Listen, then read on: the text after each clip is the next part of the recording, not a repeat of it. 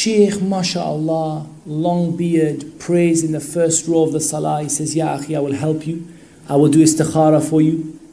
I will give you some benefit, bi'idhnillahi ta'ala.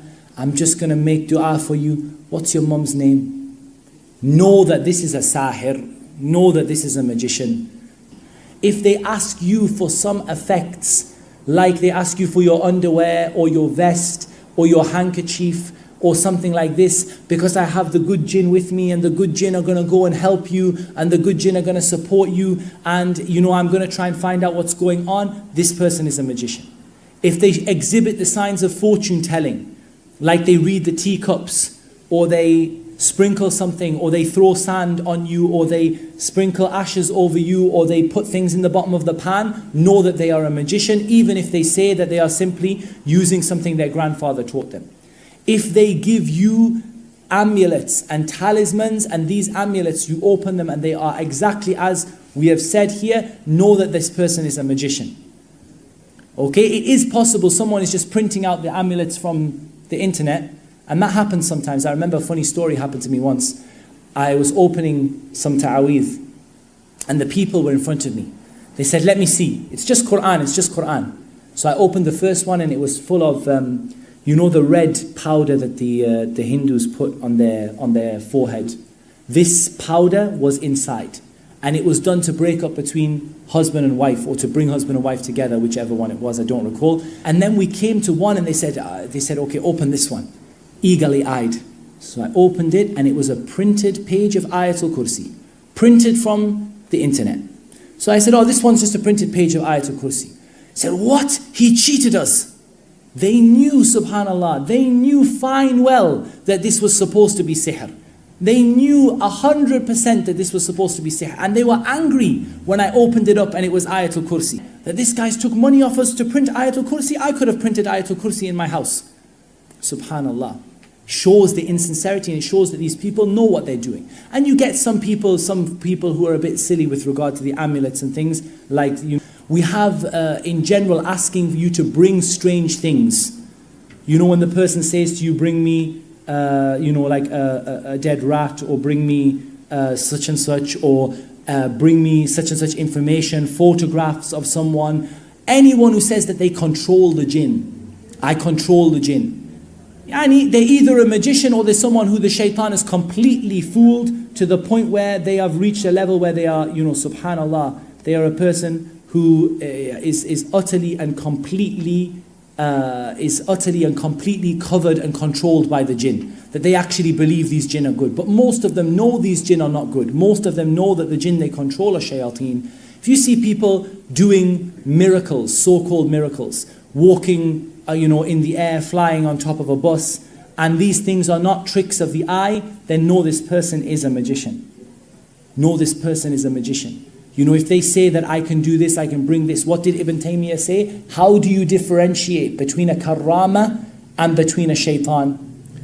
Karamah, like a miracle or a gift that Allah subhanahu wa ta'ala gives to His pious slaves, honoring them in times by allowing something to happen that is against the norm of the laws of the universe.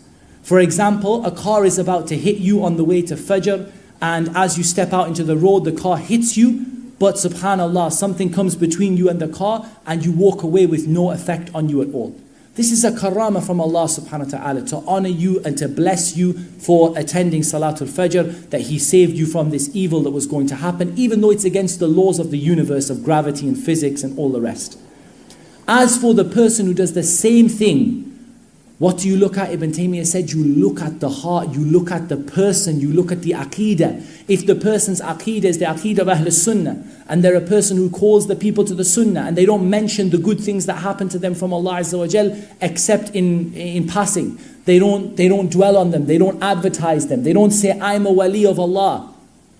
If they're a person upon the Sunnah, and they don't claim piety and claim to be such a wali or so on and so forth, this is a blessing from Allah subhanahu wa ta'ala that Allah has given them. As for a person, like Ibn Taymiyyah said, who claims to be a wali from the awliya of Allah, or he claims he can walk on water or fly in the air, or that he can, that he can be stabbed and the stabbing doesn't hurt him, then this person is a magician and a shaitan who is using the jinn The effect may be the same. One person falls from a building, he lands without dying. One person falls from a building, he lands without dying. One of them is a pious Muslim who fears Allah, and he fell out of a window, and Allah Azza wa Jal causes him to land on the ground without any harm coming to him. He doesn't stand up and say, that's because I'm a wali from the awliya of Allah. He goes home, he's upset, he thanks Allah subhanahu wa ta'ala for saving him. One person, he jumps out of the window and he flies down. This one is using the shaitan, and the first one is a gift from Allah subhanahu wa ta'ala. So differentiate. Not everyone who has so-called karamat is an awliya from the awliya of Allah, and likewise some of the things that happen are genuine things that happen from Allah Azza wa Jal. Bro, do you want to add some of the... If you find going to places if you find that an individual is an individual who goes out into the forest, he goes to the caves and he's spending 40 days in the caves in complete isolation, then it's very likely that this individual is indulging in magic. He's calling upon the shayateen while he's out there. If he's subhanallah, he may, like our brother said, he may be in the front row of the masjid, and he may be somebody who claims to be a healer, but he doesn't even know how to recite Quran. If he comes to the Ruqyah session and he's whispering things under his breath, you don't know what he's saying. He's not speaking in clear, he's not reciting Quran, he's not reciting du'as from the Sunnah, rather he's mumbling something under his breath, then it's probably very likely that this individual is probably calling upon the shayateen. You can't distinguish between that which is Quran and that which is, calling upon Iblis, calling upon the different shayateen. So Ruqyah is something which needs to be very transparent. If he's doing those things which are very suspicious, he doesn't have to be a magician, but this is something which it may give away the signs of a magician. One more one that I just had a little look through the notes that the Shaykh gave to us. One that we needed to mention as well is devouring the wealth of the people in falsehood. So taking extortionate amounts of wealth to cure people.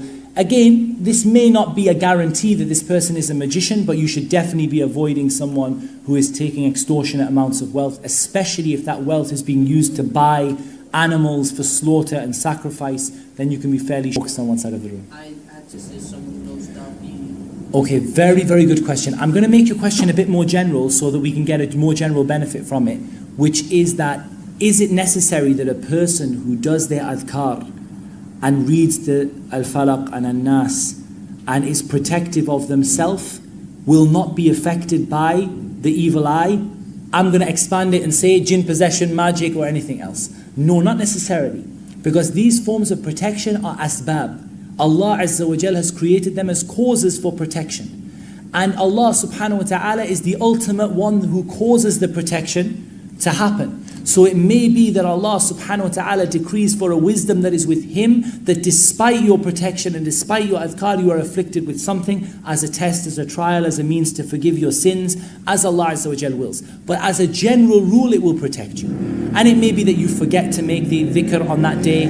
It may be that Allah subhanahu wa ta'ala decrees that you forget, or Allah subhanahu wa ta'ala decrees that you didn't do it with an attentive heart. But it may also be that you do your dhikr and your adhkar and you're afflicted by something as Allah Azza wa Jal decrees. And this is the ruling of all of the asbab. All of the things that Allah Azza wa Jal creates as causes for and reasons for things to happen, they may happen and they may not happen. You may do all of the asbab, all of the causes that lead to a woman becoming pregnant in order for you to have children. And despite everything you do and your treatments and your IVF and your doctor, she may not become pregnant because Allah Azza wa Jal does not will it to happen. So the causes are linked to the eventual result, but they are dependent upon Allah subhanahu wa ta'ala to fulfill those causes and to allow them to happen. So in general, you will be protected and you should be protected. Allah Azza wa Jal has promised you will be protected for certain adhkar and certain things that you say, and you should generally take that as something that you will be protected, inshaAllah. It may be that you forget one day, it may be that you're not attentive one day, and it may be that Allah Azza wa Jal decrees something to happen to you as, this is an example of a sahabi who came and he said, أعوذ بكلمات الله التامات من شر ما خلق. And then after he said that, he was stung by a scorpion. But when he was stung by the scorpion, the poison of the scorpion didn't affect him. But it just shows that despite the fact that he said it, he was still stung by a scorpion. but the poison didn't affect him. So Allah Azza wa Jal decrees as He wills, and this appears to me to be what my knowledge is regarding the asbab, the causes that Allah Azza wa Jal gives you for protection.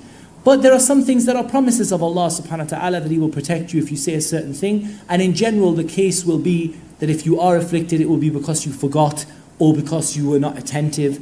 And as Allah subhanahu wa ta'ala wills. And that's a very important point and a very important question, and something which happens a lot. People say, I can't be afflicted by jinn possession because I do my adhkar every morning and every evening. We say perhaps you can be, perhaps your adhkar that you do, perhaps you are not attentive, perhaps you forgot one morning, and perhaps Allah Azza wa Jal decreed something as a test for you or as a means for forgiveness for you.